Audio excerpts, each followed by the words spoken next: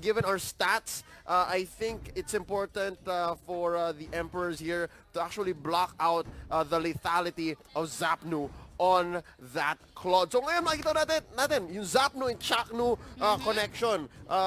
Aboy Zapnu here has been busy in the past few weeks. So madalas ang naglalaro dyan si Hate or si Saire. Pero at least ngayon makikita natin yung medyo star player ng Punishers maglalaro. And it's just right for the Emperors to respect that and take away his Claude. Of course. And for their first pick, syempre ito take away din ng Happy Feet Emperors ang kanilang Leo Morph dahil nakita nga natin kanina na that SUHA-XCTN Punishers are mostly using this hero right here. At syempre nakita natin sa screen talking very seriously kung ano ang magiging first and second picks nila. And to me, syempre since naban ng most banned and most pick, mukhang the Esmeralda is going into play. At let's not forget that the Akai is also open. At ayan na nga, ladies and gents, they will be locking in the Esmeralda and the Akai. On cam, you also saw earlier, my boy Billy, si Zapnu, and of course, their playing coach, si Saire. Napakaganda ng mga drafting strategy ni paring Saire, and even if he is not playing, he is gonna be helping the team ban out and play out these heroes. Mr. V on camera right now, picking up the Minotaur and the Harith. Nakalusot yung Harith. And nakalusot din ng Lunox, take note. But of course, not really prioritizing the Lunox, but we have to give emphasis on this Harith. But syempre, dahil nakalusot ang Harith, malulusot din ang Diggy. And it will be locked in by Pakbet over here. I think it's gonna be safe to say the Lunox is gonna see a ban here because both teams bet your bottom dollar do not want to be on the receiving end of a Chaos Assault. Medyo masayad yan. That's a percentage-based magical damage attack. And you don't want heroes like Akai or Minotaur receiving this because kahit gaano ka katangke, kahit na mag-build ka pa ng magic defense, masakit pa rin yan as long as it pulls through. And I think what SUHA-XCTN Punishers did here, picking up the Diggy, is gonna be good kasi ganang-gana na yan. Pasok na yan. You are going to be stopping the Minoan Fury. You're going to be stopping the Zaman Force. And of course, once Barbiel hits the board, medyo yung mga stomp niya, safe na kayo dyan as long as you hit the Time's Journey just right. Second phase of banning though, check it out. It's the Kimi going away and the Selena. So, okay pa, nandyan pa si Maring Lunox. Yes, pero we are seeing that the Gusion is going to be hovered by Chakno dito. Syempre, nakita natin that the Gusion is performing very well here even though na hindi siya yung top pick or top band. At ayan na nga, na-lock in na nila without further ado, sabi ng SUHA-XCTN Punishers. At syempre, this goes to show that the Granger is up for grabs. But ooh, look at this! Mukhang nilock in nila ang Rafaela here, which is quite a shock and a very exotic pick from Happy Feet Emperors. Oh my God. Ito yung sinasabi ko eh. The Emperors, they like to roll the dice. Yes. They like to gamble. And I'm talking about how some teams really just want to have fun. And right now, ito yung idea nila ng fun. Kahit sabihin mo, isa lang yung main tank nila, which they did in Series 1, feeling ko naman, this should be some way to cover that weakness up. Kasi nga may Rafaela. There are ways to heal up. And because of that, there's no way that Lunox is gonna see play here tonight. At least in Game 1. Punishers. Yes. Pick up the Tams. Yeah. And of course, knowing that they have chose that Thomas right here, this Esmeralda is going to be a lethal one, I think. Because ang isa sa mga core nila, it's going to be Zapnu, of course, no doubt dyan. Pero syempre si Chakno though, even if he's playing a tank, we also see him like play support as well. And I think it's going to be, nakita natin yan sa ating game ngayon since he will be the one using the Esmeralda right here. But for Team Happy Feet Emperors, they are going wild for this Rafaela pick. I don't know exactly kung paano siya i-digest. Hindi ko pa alam kung... It's been a while since I've seen Rafaela. Yes, it's like it's like one of the very first seasons talaga. Doon mo siya okay, Rafaela was actually buffed nung mga sinaunang seasons. But you don't see every day that the Rafaela is on the S tier or the A tier. So this is actually a new and exotic pick na gustong-gusto ko ring makita from Happy Feet Emperors kasi I wanna know if this Rafaela pick can actually pull off. It only means na kayang mag-exotic pick ng Happy Feet Emperors. Correct me if I'm wrong, but we've never seen Rafaela in the Nationals. Never seen before. Same with the Jawhead. Yun lang yun. Except when Syra made it work, right? Ladies and gentlemen, let's get right into Game 1. Business as usual for the Emperors and Punishers. Pakilala natin ang ating mga oponan real quick. On the side of the Emperors, it's Arbe on that Leomord. It's MB on the Granger. My boy Tan playing the Harith. Mr. V is the Rafaela. And of course, it's Kram on the Minotaur. For SUHA-XCTN Punishers, we have May as the Thumbs. Dian going for the Akai. Chaknu with the Diggy. Pakbet is going to use the Esmeralda. And finally, Zapnu is for the Gushan. It's one thing to note, ang Punishers, wala silang traditional carry. Instead, they're gonna go here for the mid-range strategy. Siyempre, they want Zapnu to go ahead and snowball. Of course, Chaknu known for being such a lethal tank. We've seen him jump in as a Minotaur. Paano pa kaya kung Esmeralda? So they are gonna go for this very, very violent and convicting gold take here. Pati sa baba, looks like no one's occupying middle lane for now. Pati sa baba, nakuha ng Punishers ang gold buff. So that's gonna lead to a 200 gold lead very quickly. But of course, the discipline from both sides of the team, sinushow nila ang respective minions from the top side and the bot side as well. Oh, si Chakno medyo aggressive dun sa baba. But here we have May, medyo inaharas tong si MB. But with the low health, thanks to the Rafaela here, napagamit siya ng sprint to tower hug in that top side. Chill lang. Dian here and Zapnu to the rescue. Iwan niyo yung tropa namin dito. Offlaner yan si Dian, ha. Don't touch him. But look at the bottom side though, nine-neglect ng Happy Feet Emperors. So it leaves to a good position for SUHA-XTCN Punishers to push this first bottom turret. Pero May here on the Brick of Health with the Zaman Force in play. At the first blood will be going to Mr. V with his first kill. At na-execute though ang ating paring Harith. But in the long run, it's actually a good trade because SUHA-XTCN Punishers just push the bottom side and a good rotation para sa ating turtle. It would be too much to ask for the Punishers to go from 6 to 12, bottom to top to defend that tower. Instead, kukuha sila ng Torre sa baba and Turtle. I think that's a good trade. They are ahead about 1,000 gold. And yun nga, this is turning into a Punishers game so far. I think they're ahead here. Chaknu just cutting the lane, cutting the wave. Make sure Arbe cannot make space for himself. And mapapansin mo EXP-wise, lamang na lamang ang Punishers dito. Yes, and mukhang na-neglect ng Happy Feet Emperors, but look at here, to and fro, Zaman Force Time's Journey is going to be used. Pero nakapag-flicker away si Chakno in the brink of the health, but the Tan here, naka-escape siya with his flicker out. And this goes to show that Happy Feet Emperors managed to defend, but at the same time, Pakbet though medyo low dahil napatay siya ni Leomord.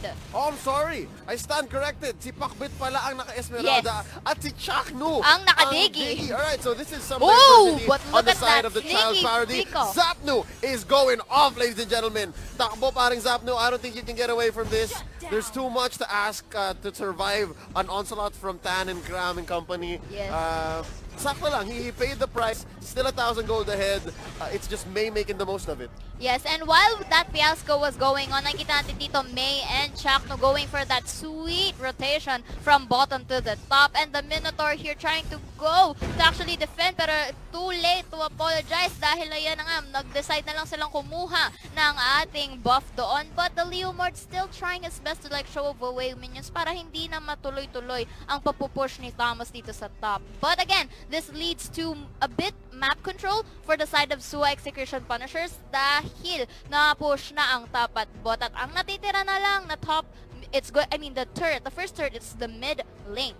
Okay, so far so good. I really like how Mr. V's Rafaela is performing. Yes. He did get the first blood and he's making these rotations for the Emperors a little more doable, plausible per se. Kasi ang bilis sila gumalaw from top to bottom, mid. It's so hard to defend from May's solo Tams here. Yes, and do take note that Happy Feet Emperors only has one tank. So they have to really protect wisely on who. But look at here on the turtle side, Harith was able to steal it, but the Gushan goes for the kill against Leomord. The Harith goes for the slay as he kills Chakno on the long run. Pero mukhang si Pacbet dito, nahihirapan kung sino ba ang uunahin niyang i-target. And Pacbet here still in the low of Eldian with the Hurricane Dance. Pero nakapag-killing spree ang ating Harit with the help of his Chrono Dash. And with a double kill, kahit nakapag-tower hug, hindi pa rin susuko daw. May here, medyo late na siya. The Gusion goes for the kill and the Revenger squad here. Pero hindi sapat dahil na triple kill niya ang kuya mo Gusion at hindi pa rin tapos because May will be trying to defend Chakno here. Pero napakalakas masyado ng damage output ni Tan dito at nakapag-back but Ramos here will be killing that Minotaur in exchange na maligtas si Tan dito. But look at that crit and Arbe here hindi magpapatalo pero nakapag-reverse time si Chakno doon at hindi mahabol si May. Pero yan na nga, we are seeing here kiting but hindi pa rin sapat. Arbe was able to defeat him in the nick of time but Dian here with that first kill at napatay muli si Leomord at si MB naipit dahil si Pacbet at Dian to the rescue but the Rafaela goes for the heal and the stealth as well para hindi siya makita dito and now they are just going for resources. I really like that conceal on Mr. V. Maaga niya nakuha yung Shadow Mask and it helped MB survive and that's really good. Pero I think both teams medyo nag-asim sila doon. That was a long and extended team fight that should have ended maybe a minute earlier. But take note, the Rafaela pick here, the exotic pick that we expected to not perform well is actually the one carrying for now because even if wala siyang kills, look at the support. It's 1-1-6 for Mr. V doon. Maganda yung pagkaka-execute niya ng Shadow Mask. But look here though, Pacbet medyo naipit but the binuan for will be used. Chakno with a low health big but that Granger will be getting that crit and goes for the double kill. May and Dian enter a bit too late at 5 members ngayon na Happy Feet nagta-tower hug and goes for that triple. The Gusion though medyo kukuha ng tira-tira dito ladies and gents and Zapdo will be forced to back away dahil Arbe and the company ay papunta na sa kanyang help indeed. Parang cleaner si Zapno ngayon. Medyo tagalinis na lang muna eh. I think this is the way that they can do this. I think this is what the Punisher should do right now. Tama lang. They're making the right calls. I think because they are on the defensive. Even if they have pushed much earlier and much faster, lamang sila ng isang tore sa Emperors, the Punishers really are in no position to force the issue. Kasi nga kanina pa sila nag-audition, kanina pa sila isa-isa. And Zapno has been playing off lane or at least been farming up more often recently, and in the past 2 fights, humahabol lang siya, cleaners lang siya. So right now, after this Turtle Slay, I think they are back to parity. Equilibrium has been reached once again and the Punishers can move into a more aggressive position. Yes, and I would just like to highlight kanina, no, even though the Leomord was tower hug, na-reverse time siya ni Shakdu, which gave him the mark coming from the from Zapno kanina at na-incandescent siya towards his death. So it was actually a good cooperation done by both Zapno and Chakno doon para kahit papano medyo na -1 nila ang members ng Happy Feet Emperors dito. At kita mo nga ngayon ladies and gents, medyo in the side of pressure na kay Punishers, but look at the damage though. Zapno with the incandescence killed Granger, but of course in exchange Rafaela will be shutting down Zapno there dahil nag-tower hug. Pero the Minoan Fury is used, both are stunned and knocked up, but Dian with that Hurricane Dance at na-corner si Rafaela and Esmeralda goes for the kill. Reverse time though, mag-use ni ating Diggy. Chakno has to go back with the low health. The Zaman Force and the Chrono Dash will be here trying to free hit Pacbet, but Pacbet though with the absorption of his shield namatay si Harit at hindi pa rin nagpatumpik ladies and just because the Akai also manages to pick off Minotaur there at hindi na wala ng choice si Leomord dito dahil low health, kahit low health siya, more members pa rin ng Punishers though, but Granger hindi natamaan si Diggy doon even though it was short on range by an inch. We've seen the Punishers do this before. Parati silang mahiling mag-counterpunch. Haymaker, magpapabugbog sila ng konti. They'll trade lives for objectives. But right now, this is what I said. They're back into an offensive position. Zapno here just picking off Mr. V like it's nobody's business. Ladies and gentlemen, let's look at the items real quick. Zapno sitting at a 9-3-0. Kahit na nag-aasim siya, kahit kanina pumasok siya sa base.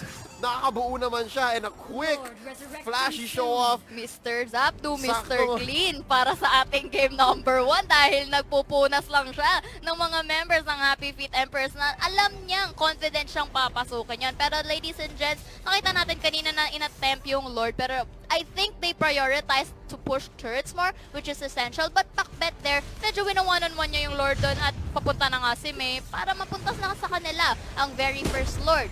This is quite the free Lord. There's not much the Emperors can do. It's only Cram and Mr. V just poking out. They're playing footies behind this bush. And of course, this Lord is gonna be coming up.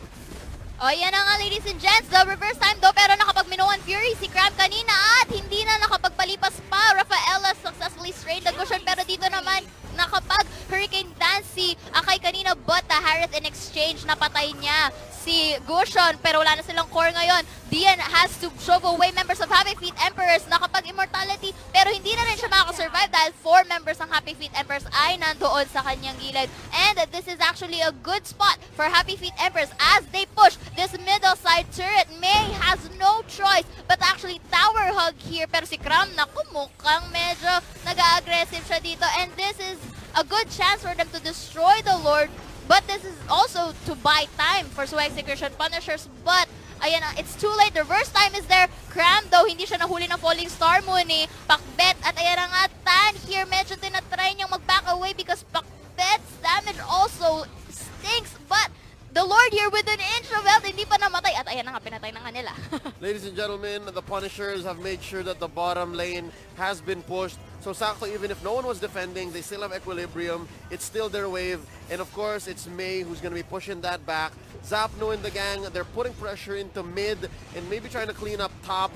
I really like what Chakno is doing. But ladies and gentlemen, si Cram, ang ganda lang mag-peel ni Cram. Yes. Pag mag-aggressive na ang Punishers, parating naasahan pa si Cram, and that gives the rest of the Emperors time to defend. Even if Pakbet hits the Falling Star Moon, there's still a good possibility that he's gonna miss. And of course, MB is right there. He is doing a lot of damage, and it's just right for Zapno to go ahead and dive in. Dian tries to go in with the Hurricane Dance, so para ma-corner si Cram at wala sila Minoan Fury. But ladies and gents, nakikita natin dito medyo na low on health ang members ng Punishers. But Gushon successfully killed one from Happy Feet Emperors. Naka-double kill, pero in exchange, napatay siya ni Rafaela due to tower diving. Pero ngayon nakikita natin si RB going back. Pakbet though, hindi na siya umabot because he dive in too much doon sa base ng Happy Feet Emperors. But this is on the good side for SUHA-XCTN Punishers dahil kung makikita mo, push na ang outside turrets nila. Buhay pa si May. Diggy is just there standing by at mukhang pagka lumabas ang Happy Feet Emperors, magpa-provide lang ng vision tong Diggy eh. Look at the items on Zapno. COD, Calamity Reaper, Truncheon, Concentrated Energy, buong-buo na. Wala nang kailangan pa. Sitting at a lovely almost 9,000 gold. To be honest, it's May who we should be looking at. Yeah. May has been tanking a lot of damage, sitting at 1, 3, and 6. Pero yun nga, look at the top lane. Doon unang nabutas ang Emperors, and it's the work of May for the past maybe 10 minutes that's been pushing this. Yeah, although maganda nga yung nagiging exchange ng Happy Feet Emperors and SUHA-XTCN Punishers, the fact na medyo may objective priority pa rin ang Punishers, it only means that medyo in a pinch pa rin ang status ng Emperors. And we are seeing now, hindi na nila pinapaagaw though yung kanilang Sage Golem, but still, look at that Thomas and that Esmeralda there. Talagang nag-agaw din in exchange, and they're just waiting for the second Lord to spawn to give pressure with regards to pushing dito sa side ng SUHA-XTCN. Lord is up in about 30 seconds. Zapno just cleaning up the rest of their jungle so that they can go ahead and clean all the resources on the map. Ang ginagawa dito ng Punishers, chino-choke na nila ang Emperors. Because the rest of the waves are theirs, it's a red map as far as we're concerned. The Emperors, what they can do here is they can turtle up, protect the rest of the lanes that they have. That's the two, bottom and mid. At syempre, linisin nila yung top kasi parating may pressure yan eh. Kung magpilit sila ng laban sa Lord and mag-try sila mag-contest, there's a possibility that we go into a base race. Yes, meanwhile, we are seeing that the Lord has already spawned, but ngayon, ladies and gents, medyo hindi pa nila ganong inano, but Pakbet though is already starting up to kill the Lord there, and members ng Punishers, pinipressure lang. Thomas on the top side, parang ayaw talaga palabasin si Leo Morton. Cram though, medyo checking on visuals dito. At ayan na nga, Dian has to go back with that first Minoan Fury coming by Cram, pero si Dian lang ang nahuli. Chrono Dash and the Zaman Force Harriet, pero wala siyang nakuha. But medyo messy ang nangyayari dito because Tamos has killed Rafaela. Wala na silang health regeneration. Falling Star Moon nakapag-tower dive with that confidence and na-reverse time si Minotaur at na-slain ni Chakno dito. At dahil na-pick off ang 3 members ng Happy Feet Emperors, wala nang makakakontest ng second Lord for the hands of Punishers. This is a clean Lord take. Is the second Lord of the game. Libre-libre para sa Punishers. Meron pa silang ipapush na mid at bot, ladies and gentlemen. It's just 2 members taking the Lord here. Ganito yung maganda eh. The lineup on the Punishers, they're able to go with 4 and 1, 4 and 1, maybe 3 and 2 even. Yes. And they can fight, they can stall. And that's the reason Ooh, why they're na-reverse time able si Arbe, to though. take objectives even if they are trading. And ladies and gentlemen, Arbe bites the dust here. This is gonna give some time for Zapno to just solo this tower. Chakno and May following up, ladies and gentlemen. Lord has been called down. He's gonna be marching down top. Quick fight, engage in mid. Ariana nga with the chrono dash into Zaman Force. Dian will be cornering up Graham right here para hindi siya makapag-minoan fear, pero it will be cancelled. Pakbet here absorbing more shields. Slaying that Rafaela. Gushin goes for the kill against that Minotaur. And ayan na nga, ladies and gents, mukhang pa tapusin na ng SUHA-XTCN Punishers ang game number 1. Dinidistract lang nila to si MB, but Harriet goes for the kill. But game number 1 goes to SUHA-XTCN Punishers. It was quite the extended struggle. This game ended at 16 minutes. Yes. We've seen the Punishers do this much more cleanly. But yun nga, lumaban ang Happy Feet Emperors. Lumaban sila, and with a lineup that rocks Rafaela, I guess it's not enough. She does heal, right? Yes. She does heal. Pero kulang pa rin. Again, it's hard to go exotic. It's hard to rely